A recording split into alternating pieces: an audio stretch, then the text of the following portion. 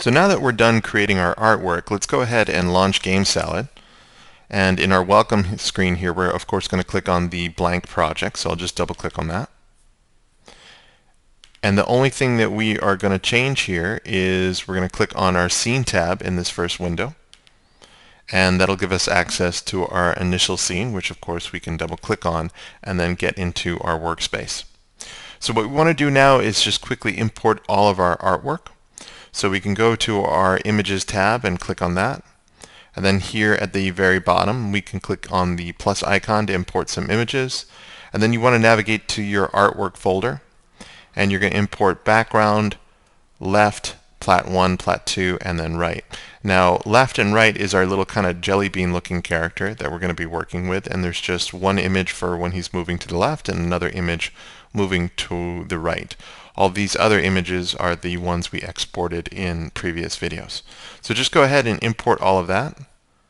And you can see we have all of our images here. And then we can just start dragging all of our images up. Now, we don't have to drag both the left and the right. Let's just start with the right because that's the way our character will be facing. And then right away we're going to double click on the right image and rename this guy our hero. You can skip the left, but we're going to bring plat 1, plat 2, and of course background up in there as well. Now if we were to just drag our background down into our stage, you can see our background is much larger than our stage or even our camera space. So let's go ahead and delete that. Now if you forgot what the size or dimensions of the background were when you originally created, you can easily find that by locating the image in your Finder. So I'm just going to open up a Finder window and navigate to that artwork folder. And I can click on that background image. And in that background image, you can see here that we have 1500 by 456 pixels. So that's exactly how big my background is.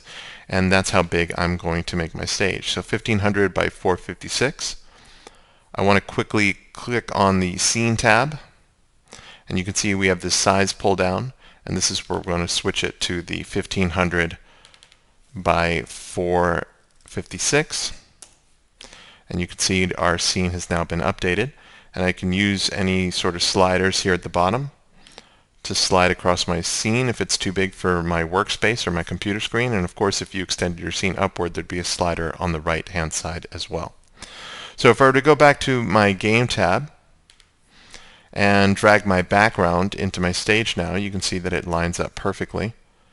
So we'll just get that into place. And again, don't forget that you can use your arrow keys to kind of shift things over 1 pixel at a time.